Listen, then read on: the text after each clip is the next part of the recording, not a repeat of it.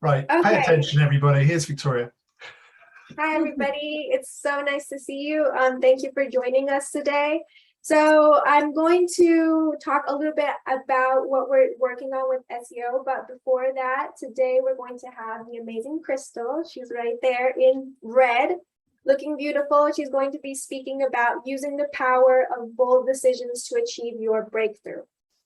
So she's going to have a 20-minute session after Robert updates us on some things that he's been working on.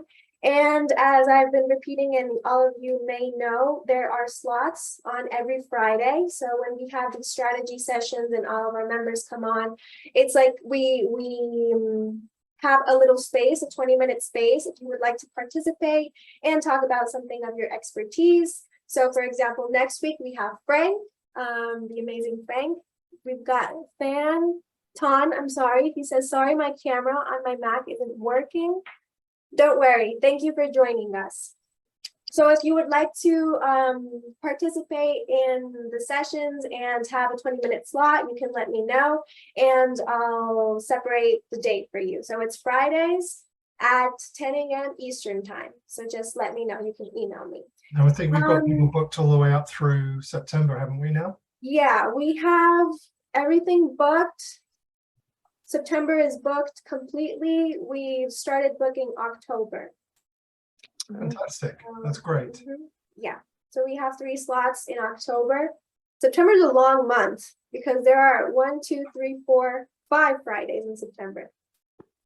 Okay, and the other thing I wanted to talk about is that right now I am studying a little bit regarding best practices for optimizing our website for Google search. So what we've been doing is understanding the basics of SEO, how to increase the visibility of the Elevate marketplace in order to attract more relevant traffic. So we've been establishing some best practices that we are applying right now to the website, and all of this information, some of you may know it, some of you may not. So what we're thinking about is creating another workshop during the week where we'll talk about this and how to optimize the marketplace and optimize your profile, your listing to ultimately get better ranked in the Google search engine. And when somebody searches for example, speaker in Colorado, so if our pages are fully optimized, then we will get a better chance at being better ranked on the Google search results pages. So that's just like an introduction of what we're doing and what I would be speaking about in this workshop that I would be sending an invite to all of you. So if you would like to come on and participate, learn a little bit, and also share your knowledge, because I'm sure that all of you may even know more than I do, it would be wonderful to have like that space. Fabulous.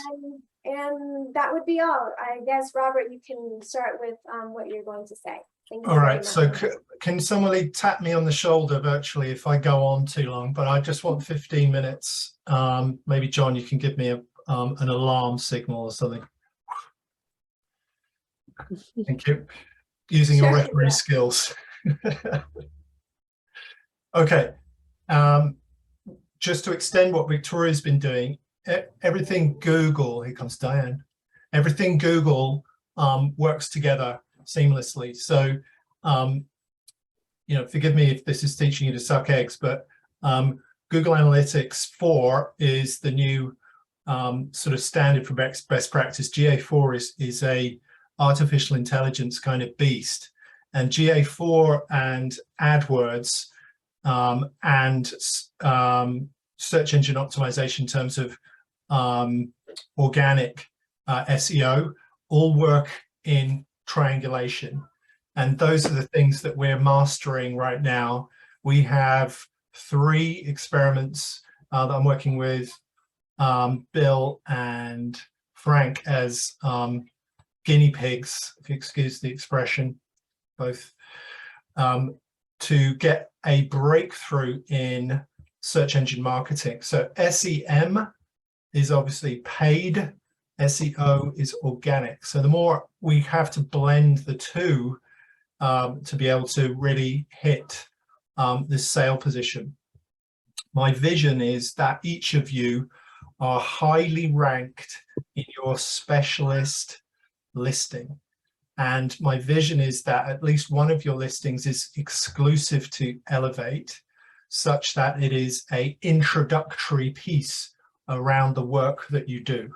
And then when people will buy that introductory piece, and then they'll see the subsequent areas that you operate in. So specifically, Bill is in strategic and analytical thinking. Am I right, Bill? Critical and strategic thinking. Critical and strategic thinking on the fly. Doing that for 15 years.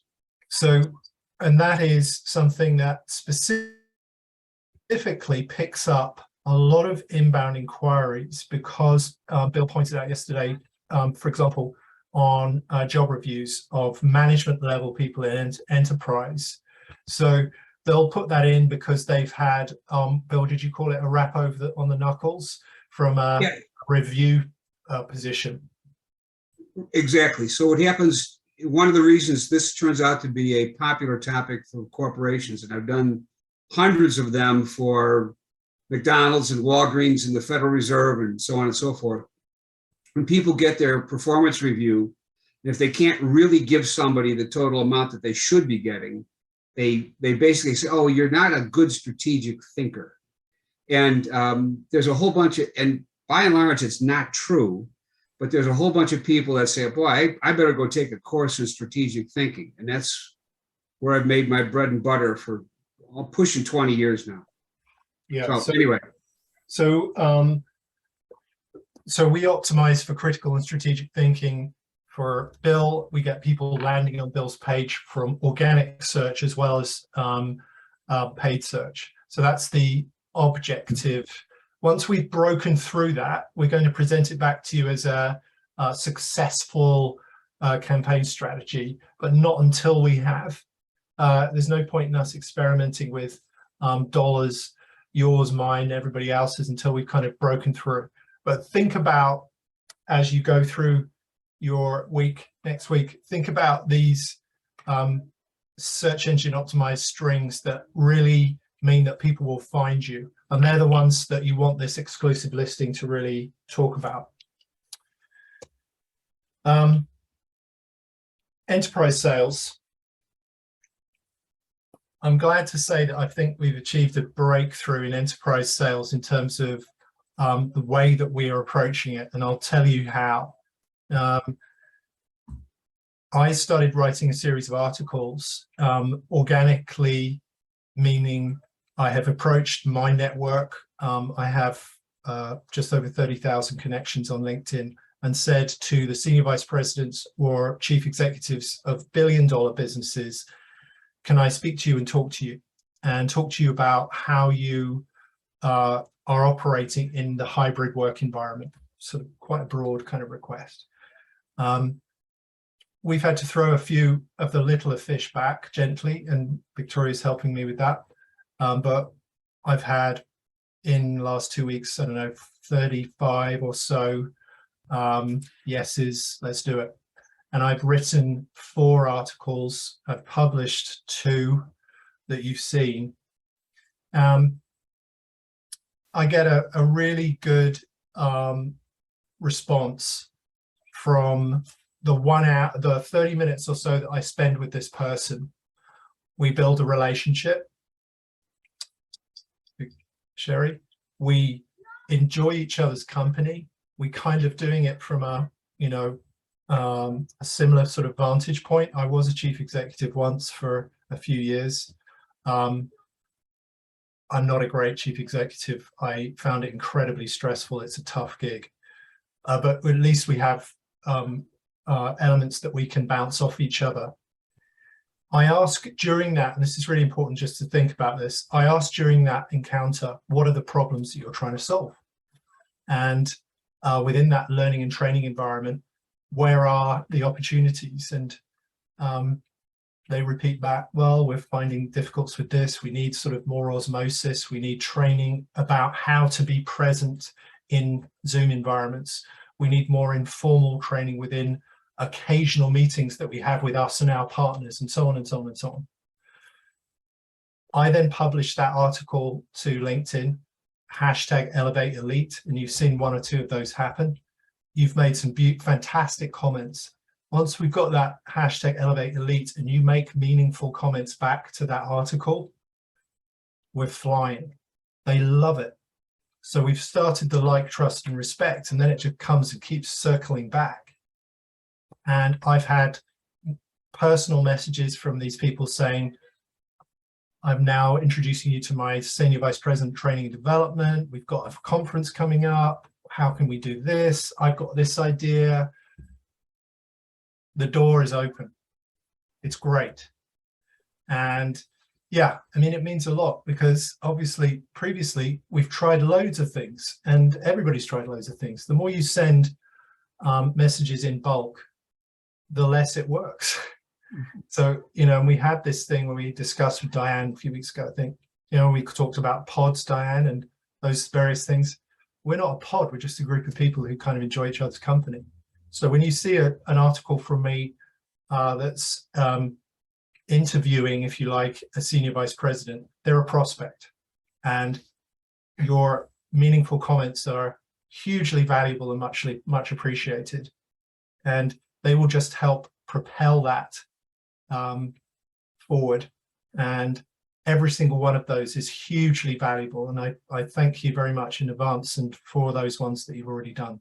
So I have 4 on the on my I'm looking at it here, my laptop that I'm working on.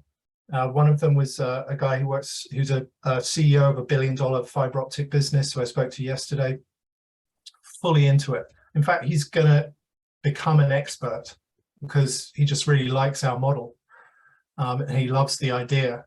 You know, if I want an expert in fiber optics, you know, trans-Pacific cabling, for example, you know, that sort of SEO will find him. So it's interesting that they become providers as well as buyers. He's all over it. So I'm really, really pleased about this strategy, and I'm certainly delighted that you're able to help. It means a lot. One last thing before I hand over to Crystal. On the masterclass side of things, we have a whole bunch of masterclasses that have been underused on what we call Elevate 2.0, or a learning site. And I've been struggling because what I've been trying to do is provide us with sales from enterprise, which has been my sort of priority. But I think what we also need to understand is that they're an asset class, rather like workshops, rather like speeches, keynotes, and so forth, and that we can list them on Elevate. Victoria, we need to figure out and add masterclass as an additional asset class, and have people able to book those because they'll see them as they are, and I want to make sure that we make the most of those amazing assets. Alrighty, Crystal, this is your moment. Victoria, would you like to introduce? Sorry, Frank's got a question, but she's on mute. Ask. You're on mute, dude. There we go. Quick question in regards to the Google that you were talking about. Yeah. There's a lot of information and a lot of positive feedback from a lot of people I know in New York that having, and I put it in the chat about a Google business account. So my question is does everybody in Elevate have a Google business account? Can we all link them, or should we all link to an Elevate business account?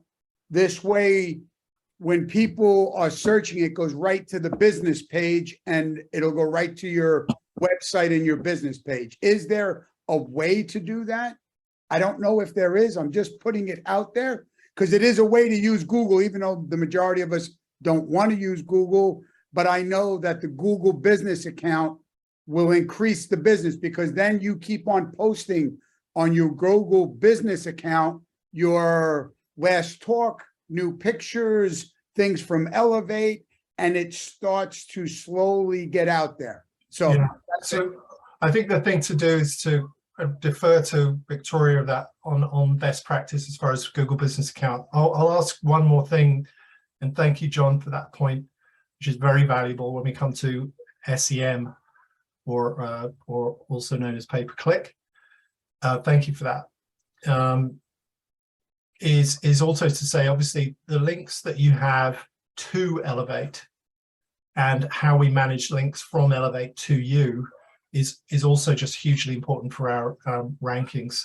And Right. You'll not be able to achieve that solo, where there are 100 going on 1,000 of us working on our listings. Every additional piece, every additional update, and every additional link back makes us more and more and more valuable in terms of organic search.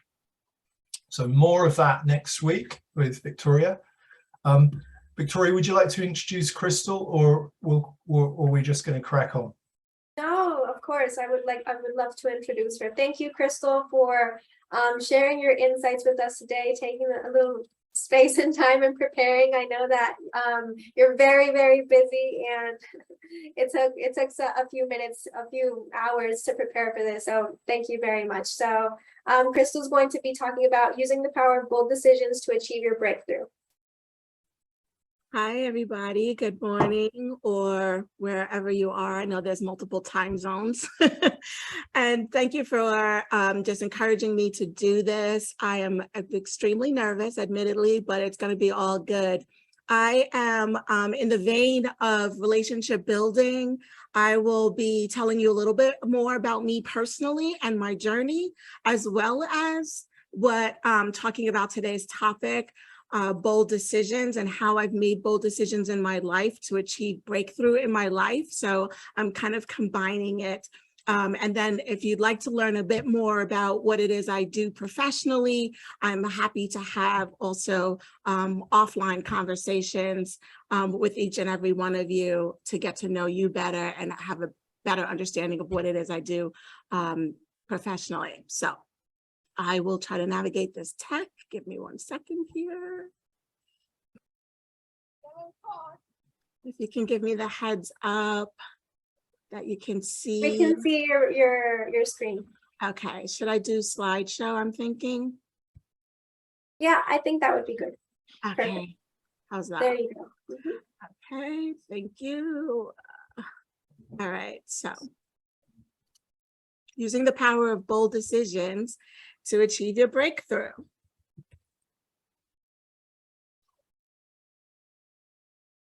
Let me move this out the way here.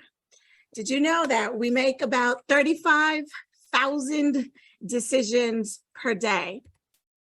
I know a thing or two about making bold decisions, although many of my colleagues, friends, family do not characterize my decisions as bold. I've heard I'm courageous, crazy, insane, brave, and you'll see a little bit why. So what are bold decisions? By definition, bold decisions are always more than what the present moment can handle. These are the decisions that threaten the familiar and stable life around us. A definition of breakthrough: something that changes the course of your life going forward and ensures that things will never be the same for you again. So there's lots of elements there, right, in terms of breakthrough. And my goal is hopefully that you'll think of the things that I bring to you today in a different way, or add something to the way that you might have perceived it prior to today. So check out this Academy class photo. Can you pick me out in this photo? So prior to career coaching, I was right after college, I became a federal law enforcement officer for what was then known as the Immigration and Naturalization Service under the Department of Justice. And I was right out of college. That's me down there in the first row, getting ready to participate in the Federal Law Enforcement Training Center down in Georgia. You can see this was back in 1997. And that was the beginning of my career, unexpected as it was. And then I transitioned to law school full-time to become an attorney. And so I worked for the Immigration Service for about 5 years as a special agent / criminal investigator, working on worksite enforcement, those that were bringing smuggling undocumented individuals into the states and paying them less than minimum wage or no wages to do work for them. So that's what I did down in Manhattan for 5 years. And then in 2011, with the events of the World Trade Center attacks on 9/11, I had made a difficult decision. I had enrolled in law school part-time in the evening program while employed full-time as an investigator. And then I could not study and take time off for law school in the middle of a national emergency, understandably. And so I made a decision in December of that year to leave law school, the part-time program, and attend full-time. In 2013, I pivoted into the world of academia as a career development manager, only to experience an unexpected job loss. So I thought this was going to be the dream job. I had been beginning to get into more of career coaching, learning more about coaching. I was like, this is a great transition for what it was I thought I wanted to do in my future. And about 8 months in, a new administration came in and gave me the axe along with a lot of other people. I decided to turn that into an Amazon #1 bestseller, Get Your Career Back on Track, the 8 Steps to Go from Derailed to Empowered. I also took a 9-month course to obtain my coaching certification through IPEC, the Institute for Professional Excellence in Coaching. I created the LLC for what would be my side gig at the time, because I was still a prosecutor. So all of my legal career as a former practicing attorney has been as a criminal prosecutor at the Bronx District Attorney's Office, doing felonies, misdemeanors, beginning of some trials. And then I went into work for the Department of Education in New York City, doing administrative trials against teachers and principals for misconduct. At which point I then, after I got fired, went back to being a prosecutor, but this time for New York State, in which I prosecuted and investigated doctors, pharmacists, and violators of Medicaid fraud. I did that for several years. I was not feeling so bold. I would navigate for years the fear that came with such a change, and that being starting the business. And so I kept it a side hustle, with having the fear of not knowing what to do next. Of course, that not enough change in my life. During this time, I became a single mom by choice to a beautiful girl, Mia Michelle. And after 10 years of law, I left the practice of law to work full-time in my business, Shape Your Success Coaching, or as I would say, answer to my purpose. So I'm a lawyer by trade, but a career coach, career and leadership coach by purpose. This is Mia Michelle. She is now 6 years old, this past May. Bold, bold, bold. So I'm gonna ask everyone, take a moment to reflect on your life, on your career, your profession, and let me know in the chat, are you a box checker? Michelle Obama is a self-described box checker. In an NPR interview, she said, quote, "Yeah, I was absolutely cautious, and I was cautious when I went out to college." She says that she regretted that she wasn't bolder during this time. So let me know if you are currently a box checker, was a box checker, in the chat for me. And then on a scale of 1 to 10, with 10 being a bold decision maker, more times than not, where are you currently right now? Are you still taking bold decisions? Where are you on a scale of 1 to 10? Thank you for participating. And so when we want to make bold decisions, a lot of the times it's the ramp up, right? You might see this with your clients or with people you work with, or perhaps this was you or still is you, but it's the ramp up in the anticipation of making decisions that get us all crazed and have us going, getting all stressed out. And so we've just got to get to a place of decision. And that's required not just for making the everyday choices, but also for bold decisions.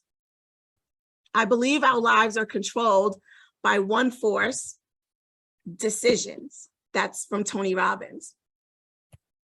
And imagine 10xing your decision-making in your life. Oops. Set yourself up for your definition of success. How do you define it? How are you thinking about success? What is results? When you say, I want to have better results in my life or in my career or in my business, how do you define the results? Trust and know that you can likely course correct, right? No one's really necessarily dying from anything that we're doing or talking about. And so sometimes those decisions that you make can feel quite final, but what it comes down to is making those decisions that will change your life or the life of someone else. And you can always make a different decision later, but life's too short, right? Forgive yourself for the decisions that don't work out, and then celebrate not just the actions, but just getting to the decision themselves. And then spring forward. Use fear, doubt, obstacles that come up as a springboard forward. As you hit one goal after another, you'll learn how to do it again and again, but at higher levels for even bigger dreams. And so think about where you are currently. Are you good with where you are? Fantastic. Are you wanting to get to the next level? What is the next level for you? What does that mean? And are you trying to grow, right? If we're not growing, we're dying, they say. The bold mindset. Lack of preparation weakens your decision-making ability because your mind will assume that it's missing something that would exist with preparation. Hence, we have hesitation, right? Stick to your own standards, not the expectations of others. And then put yourself in a mental and emotional state to act on your highest intuitions. I always bring intuition into everything that I do as a guide, as another guide. Make failure an acceptable part of the process. I don't have to tell anyone in this room. By virtue of being in this room, we know that some of the most successful people are those who fail, who get knocked down, who get back up, right? So this is just a reminder that to make failure an acceptable part of the process. Some more questions to ask yourself. Is there something that you've been hesitant to decide? What tends to slow you down when making decisions? Are there any bold decisions right now that you are willing to make? And are you missing out on an opportunity because you cannot easily make a decision? So in business, right, we might hear this frequently as the fast action takers. Are you a fast action taker? Do you make decisions quickly? Because those are also that's also characteristic of the people that are most successful. They think, they might explore, they might research, but it's a matter of taking fast action, figuring it out later, bringing in the support, the personal board of advisors to help you along the way. The road of life is paved with flat squirrels who couldn't make a decision. So be decisive. This was pivotal for me in my own business because, again, it's always that ramp up and you have 1,000 things that you're trying to do in life, in career, and in your relationships. And so frequently I used to refer to myself as having squirrel brain, and I no longer do that because of this visual. And it's so true, right? How many of you have seen the squirrels get into the street and they can't decide and they're going back and forth, and then unfortunately it's like squish and they've lost they've lost the game. And so this is just brings us back to being a fast action taker. Why do you want to implement all of this? Why did I want to bring this to the table today to talk about? Here's the benefits. You'll make better choices and bolder decisions. My goal here is to help you have you think about the next level of decisions when you're making decisions, right? 35,000 decisions. Are we just on autopilot? Or are we just at status quo? Or are we making decisions that are next level? Have a stronger sense of commitment. The bolder the decision, the more commitment that's required, we know. And so where are there any gaps, right? Are we acting in convenience over commitment? Achieve fulfillment and breakthrough in any area of your life. If you can apply some of the principles, some of the mindset, or take one thing away from today, you're adding more fulfillment and can achieve any breakthrough in any area of your life. I guarantee it. And be at the cause of your life rather than the effect. Again, don't think I need to tell anyone in this room. We are all very intentional about what we do, how we do it, who we do it for. But sometimes it's good to have that reflection, that reminder, as we for ourselves and for our own life. So thank you. Be bold. Experience breakthrough in your life. Beautiful. Thanks, Crystal. Thank you. Thank you so much, Crystal. You know, one of the downsides of group Zoom is that you can't hear the round of applause. But it is there, right? It's there in the background. It's all good. It's all It's good. truly fantastic. I tell you what, I'm sure there'll be questions, but while people sort of think about those, I'd love to see if we can do a deeper dive here, because we're all in a room. So number one, primary, that was really useful and empowering. I feel great having listened to it. Thank you. The squirrels is brilliant. if we're kind of masterclassing this up now, are you intending to list this, Crystal? Is that your? It wasn't my intention. I did this once for a business networking group, and received some really good feedback and an amazing testimonial about it. And so I've been thinking about how to leverage it next. Yeah. So I mean, flat squirrels will get a laugh every single time. It's a beauty. Okay. But how would you bring, so let's put this into a 60-minute context. Help me out, people, Dan, Sabrina, Stephanie, those people I can see. How would you extend that participative piece? Sherry.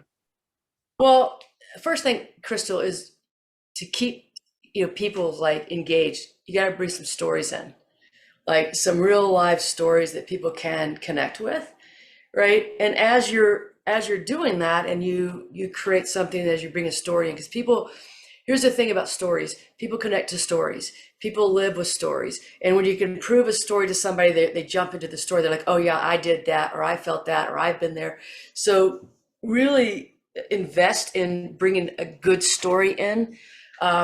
And then when you're looking at participation, like some people are participating, and if you're going to do an online Zoom thing, the next thing is to literally go, oh, Stephanie, thank you for that comment. Yeah, Stephanie, Stephanie. Like, bring that. I don't know how to view it. Yeah, I don't know how to view the comments as I'm doing it. It's hard. Viewing the comments in the chat, I think, is a real. Yeah, I need kind of like help with that. So usually what I do and what I did last time was go back to, they'll give me an opportunity for Q&A, and then I can go through the chat and address, thank everyone for commenting, or address any questions and kind of go through the chat. So all you have to do is, when you're doing your presentation, is just click the chat bar, and it will show up for you.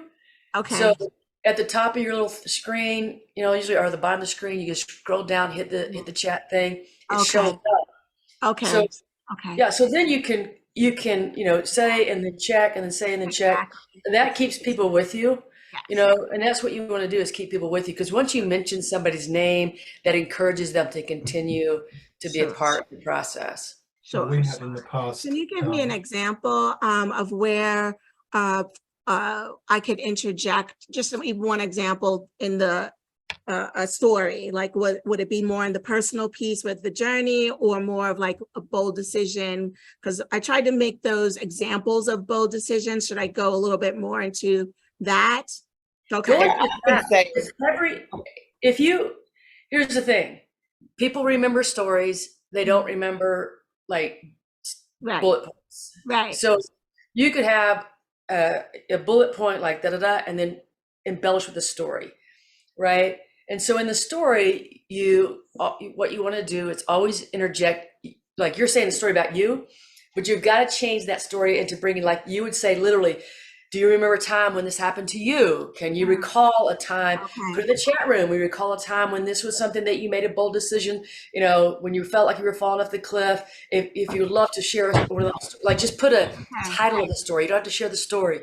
So that's the way that you bring somebody in while sharing a story, because stories are what bring emotion. Emotion is what sells. Yes, yes, yes. I think Crystal, that- I'm going to echo everything that Sherry's telling you. I would say, especially if you can make it a story that is one that people can visualize almost being there. And the one, for whatever reason, that's popping into my mind is, imagine Martin Luther King standing up there getting ready to say, I have a dream. And then pause. And then you can almost say, what dream do you have?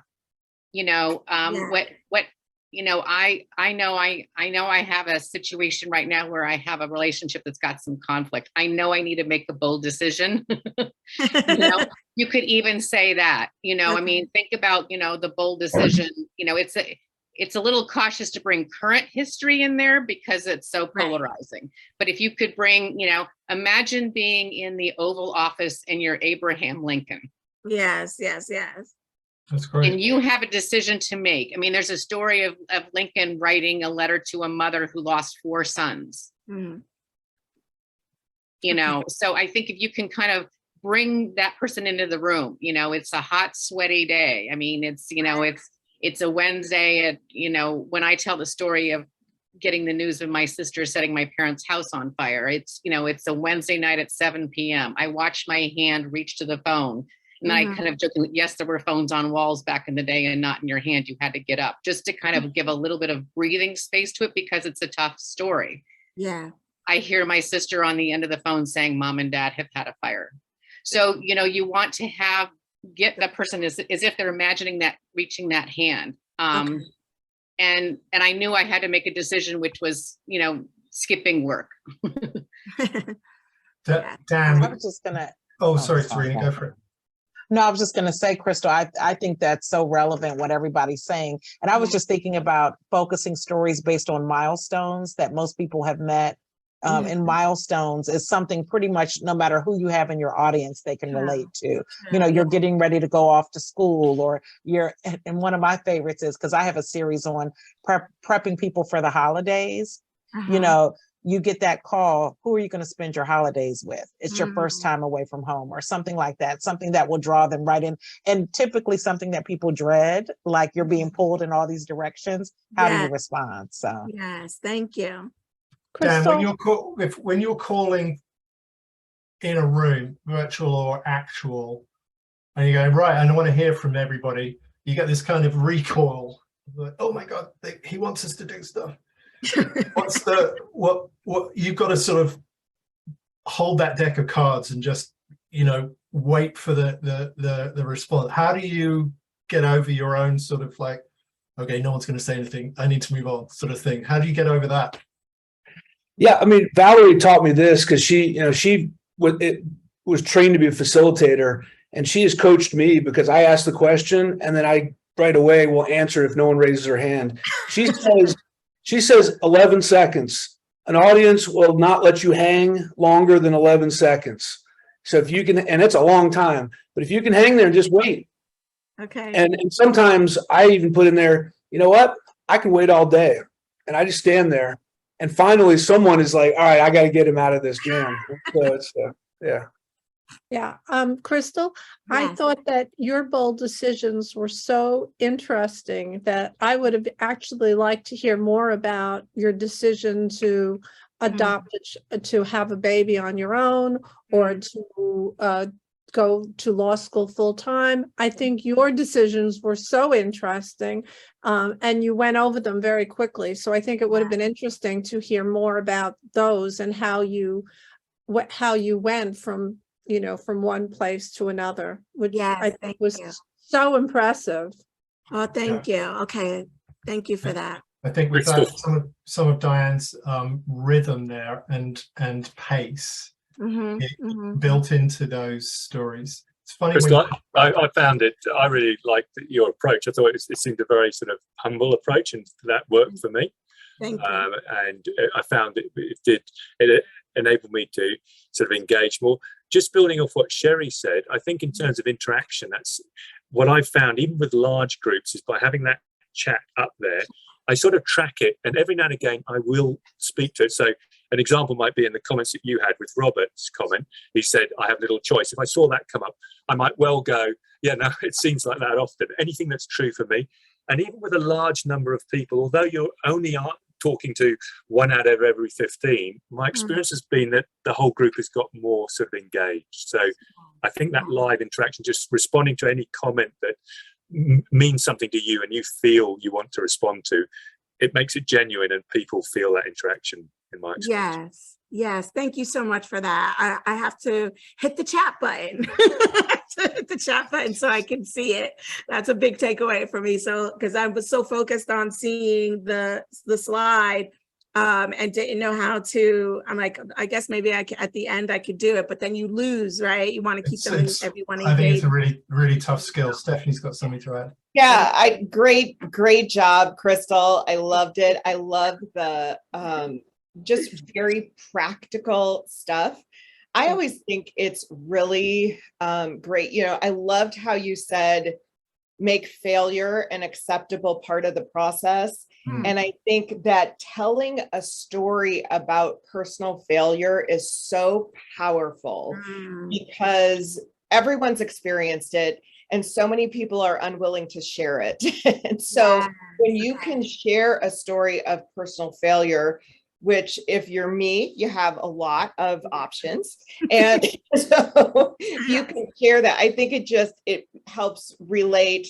Now, you didn't have time today to do any of this, right? But I think it just helps all of us relate to that, or our audience relate to us. So yeah, you did an awesome job. Thank you so much. One thing with, particularly with Zoom, and you know, I've done shows where there's been 500 plus on the call. Polls. If you've got an assistant that can organise and run you know, you might have some questions that you think are pertinent and are hard hitting, and there might only be 3 or 4 during your presentation, depending on how long it is. But that gets a lot of good interpretation, and then you can interpret the result of the poll. But one tip is have an assistant do all the background stuff while you're talking and get this to run the poll for you. Yes, exactly. That's why I don't know where the chat, how to click that. I find chat very, very distracting, and I commend you people, and Mark, as you were talking about that, as how you really integrate it. I remember Dan and I did a few practice sessions, well, probably a year ago, where we had, you know, upwards of 500 people, and we had, you know, we had the sort of chat invigilator and all the rest of it, and put a sort of bit of a production together. We did it on a whole number of occasions with Sabrina, Stephanie as well. And if you bring that whole thing in, that's interesting, is how in an enterprise context, I'm thinking that you put a production together with a group of people who are buying, you know, full fare. And as John said, it's interesting how you put that kind of choreography together of who you have pressing the right buttons and so on, so that it's complementary. Frank, you had something to add? Well, just to piggyback on, hold on one second here, on what John said, which is you started to do it because you asked everybody to type into the chat where they were today.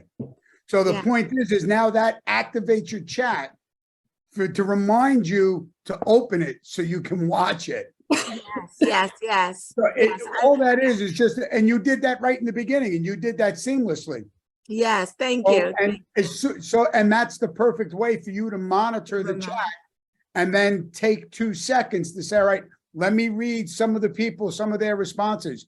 And then, of course, for me, what I would do is I would look, like you asked the question, where are you on making bold decisions today? Are you a 10 or a 1? So as soon as I see somebody that's close to a 10, I'm going to ask them, well, why are you a 10? And when I see somebody that's a 1, I'm going to ask, why are you a 1? Okay.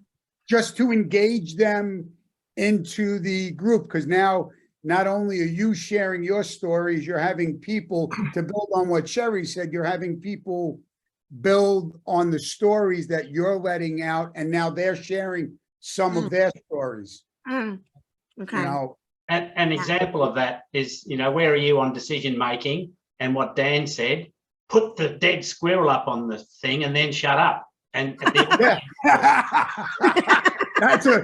That's a very, John, right on the money, right on the money. Put the dead squirrel right up there. I never thought we'd get to roadkill today. That wasn't where I was aiming for. But it works. Yeah. It works. I think So that's a very, very true statement.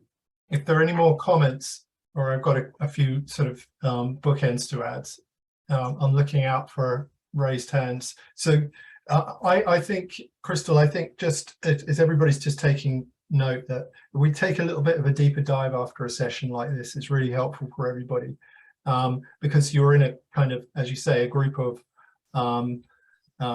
advocates, some people who've done thousands of speeches, so tens of thousands amongst everybody that I'm looking at from my desk. I would say that as a takeaway from this, I'd love to see a listing for, fear, doubt, obstacles, decision making, creating it, maybe with Victoria's help, to create and craft a title that is keyword rich. And just listening to that, everybody, that keyword rich title, the image of you delivering something personally rather than stock image.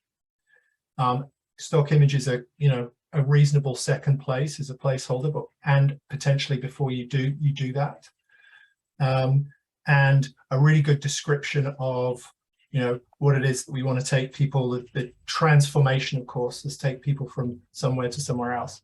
Decision making velocity is like something as a chief executive, anybody maybe been in those situations in large corporates and vice president positions. If you don't, you're in big trouble, because tomorrow you've got another 50 decisions to make, so you're already 100 down and counting. And I think if you translate that to life, I think it's incredibly valuable. I think it's got legs with enterprise, and all of these leads that are now coming online, they need multiple solutions. I really want my employees, my customers, to understand some of the basics. I had somebody on day before yesterday that I'm going to publish. I really want myself and my high value customers. We meet once a quarter. A high value customer for him is sort of 10 to 50 million a year, probably. They might bring 12 to 24 people into a room, shall we say, and they need something to bounce off. These are the perfect kinds of workshops that I think they will make a decision on, and that we can show them that through your shop window. And I think that will be really exciting for people to look at. One other thing, Crystal, I've got a very good friend, John Scholl. He's been 50 years, the Quality Institute of America. So he specialises in customer service with really blue chip companies. And he talks about empowerment. And one of the restrictions on empowerment is a lack of decision-making confidence. I think that'd be a nice little dovetail. That's amazing. Yes. If you want an introduction, just give me a buzz. I've sent you a LinkedIn and I'll connect you guys up. Oh, that's fantastic. Yes. Thank you. Yes. And yes. And yes. And I did read everyone's comments in the chat. Thank you so much for sharing where you're at and for your encouragement and participation. So I appreciate it. This is beyond valuable for me. I hope I brought something of value to you. Really superb.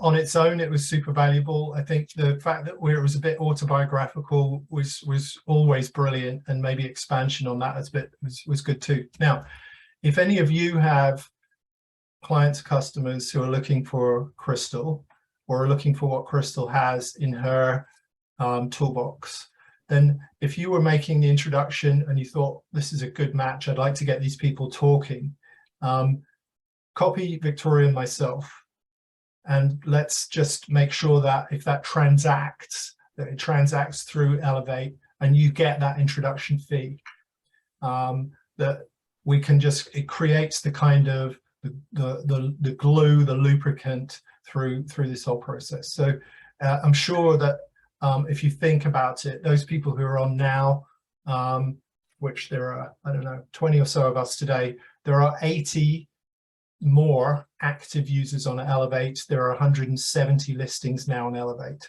So active users stay on Elevate. Inactive users, after a little while, Victoria takes them to one side and kicks them back into the metaverse or wherever they belong, and so they have to come back.